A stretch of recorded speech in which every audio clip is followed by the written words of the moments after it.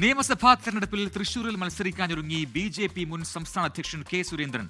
കേന്ദ്ര നേതൃത്വത്തെ ഈ കാര്യം സുരേന്ദ്രൻ അറിയിച്ചു. തൃശൂരിലെ സ്ഥാനാർത്ഥികളെ സംബന്ധിച്ച് കോർ കമ്മിറ്റിയിൽ പ്രാഥമിക ചർച്ചകൾ ഉണ്ടായിട്ടുണ്ട്. അമൽ സുരേന്ദ്രൻ തൃശൂരിൽ ചേരുന്ന കൂടുതൽ വിവരങ്ങളുമായി. അമൽ, ഏറ്റവും പ്രധാനപ്പെട്ട കാര്യം കെ സുരേന്ദ്രൻ തൃശൂരിൽ തന്നെ മത്സരിക്കും എന്നൊരു സന്നദ്ധത കേന്ദ്ര നേതൃത്വത്തെ അറിയിച്ചു എന്നുള്ളതാണ്. ഒപ്പം തന്നെ ഈ നിയമസഭാ തെരഞ്ഞെടുപ്പിൽ ഏതൊക്കെ മണ്ഡലങ്ങളിൽ ആരൊക്കെ മത്സരിക്കണം എന്നത് സംബന്ധിച്ച് ഈ പ്രാഥമിക ചർച്ച ഈ കോർ കമ്മിറ്റി യോഗത്തിൽ നടന്നു എന്ന് പറയുമ്പോൾ ബി.ജെ.പി. നേരത്തെ തന്നെ ഈ തെരഞ്ഞെടുപ്പിനായി ഒരുങ്ങുന്നു, അതും കൃത്യമായ ചില പ്ലാനിംഗ് നടക്കാൻ പോകുന്നു എന്നാണോ അമൽ?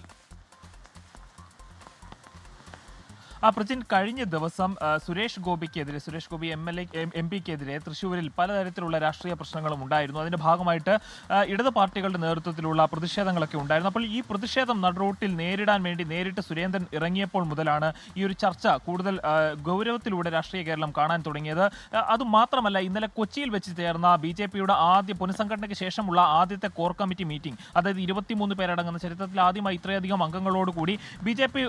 നടത്തിയ കോർ കമ്മിറ്റി മീറ്റിംഗിൽ സുരേന്ദ്രന്റെയും വി മുരളീധരന്റെയും അസാന്നിധ്യം ശ്രദ്ധേയമായിരുന്നു. അത് നമ്മൾ തന്നെയാണ് ആദ്യം റിപ്പോർട്ട് ചെയ്തതെന്നും ആ ഒരു അസാന്നിധ്യം രാഷ്ട്രീയപരമായിട്ട് പലതരത്തിലുള്ള ആശങ്കകളും സൃഷ്ടിച്ചിരുന്നതെന്നും വാസ്തവമാണ്. പക്ഷേ സുരേന്ദ്രനും വി മുരളീധരനും ആ സമയത്ത് കേന്ദ്രവുമായിട്ടുള്ള ആശയവിനിമയത്തിലായിരുന്നു. ഈ ഒരു സന്ദർഭത്തിലാണ് കെ സുരേന്ദ്രൻ നിയമസഭാ തെരഞ്ഞെടുപ്പ് വരുന്ന സാഹചര്യത്തിൽ തൃശ്ശൂരിൽ നിന്ന് മത്സരിക്കുവാനുള്ള സന്നദ്ധത കേന്ദ്ര നേതൃത്വത്തെ അറിയിച്ചിരുന്നത്. അതുപോലെ തന്നെ കോർ കമ്മിറ്റി മീറ്റിംഗിലും ഇത് ചർച്ചയായി എന്ന് തന്നെയാണ് നമുക്ക് മനസ്സിലാക്കാൻ സാധിക്കുന്നത്. അതായത് കോർ കമ്മിറ്റി മീറ്റിംഗിൽ പാർട്ടിയുടെ ശക്തി എന്താണ് എന്ന് തെളിയിക്കേണ്ടതുണ്ട്. പ്രത്യേകിച്ചും സവിശേഷമായ ഒരു സാഹചര്യം ഉരുത്തിരിഞ്ഞിരിക്കുന്ന സാഹചര്യത്തിൽ തൃശ്ശൂരിൽ നിന്ന് ശക്തനായ ഒരു സ്ഥാനാർത്ഥി മത്സരിക്കേണ്ടതുണ്ട്. സുരേന്ദ്രൻ തന്നെ മത്സരിക്കണം എന്നൊരു ആവശ്യം കോർ കമ്മിറ്റിയിൽ ഉണ്ടായി എന്നാണ് നമ്മൾ അറിയുന്നത്. ഈ ഒരു കോർ കമ്മിറ്റി മീറ്റിംഗിലെ ഈ ഒരു തീരുമാനം അല്ലെങ്കിൽ ഒരു ആവശ്യം കേന്ദ്ര നേതൃത്വവും അംഗീകരിച്ചിരിക്കുകയാണ്.